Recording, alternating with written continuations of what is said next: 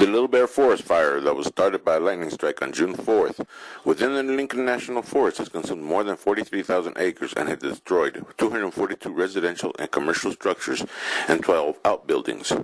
It has also brought together people from around the nation and from within and outside of the community to help those families who have been affected by the fire. The firefighters they're from throughout the United States. The majority of them are from here in the southwestern U.S., like New Mexico and Arizona. There's some folks here from Texas as well, and then we have some firefighters from areas as far flung as like Oregon and New York. Many homes were destroyed by the fire and consisted of a mixture of permanent residents and summer homes. But no matter what type of home they were, the owners, renters, and leasers have lost a very important part of themselves. All of our family's history, all of our baby albums, all of our pictures. Believe it or not, at one time this was 5 levels.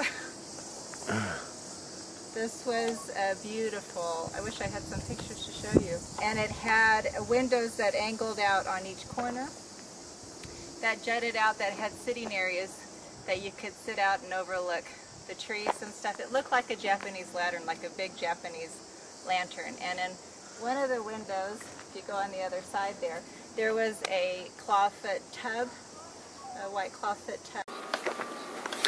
With many people affected by the fire with the loss of their homes and their possessions, there has been an outpouring of support and generosity from within the Ruidoso community, as well as from outlying communities such as Las Cruces and Albuquerque. Okay, yeah, that number's not perfect yet. There's about 254 homes that were destroyed.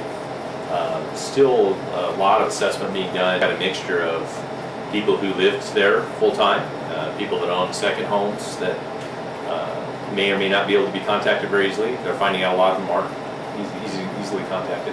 To renters, so they're contacted. All they had was the information from the owner. So it's a hard question to answer. But there's a great outpouring of selfless people that really want to give right now.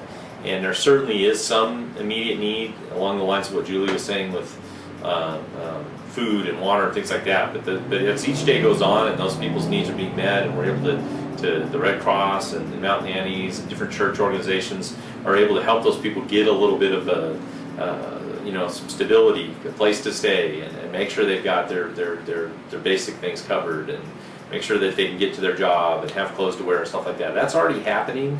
I won't say that there's no need left with that. There's still a little bit, but the organizations that are providing that need are actually doing a great job of that. Same clothing, because it's actually kind of a burden right now for the warehouse. Which is a good thing. They're using a third of their space right now on clothing that they can't use. So it is a good thing because it's people's hearts being poured out. But having said that,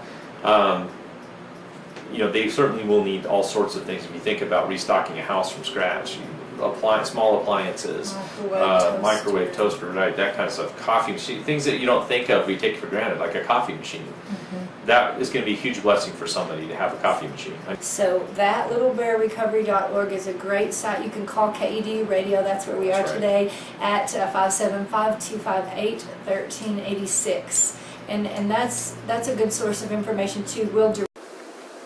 As those affected by the Little Bear wildfire continue to sift through their homes and are assisted by the outlying communities of Ruidoso, Las Cruces, and Albuquerque, one can only hope that through their assistance that these people affected by the wildfire will have their lives brought back to normal.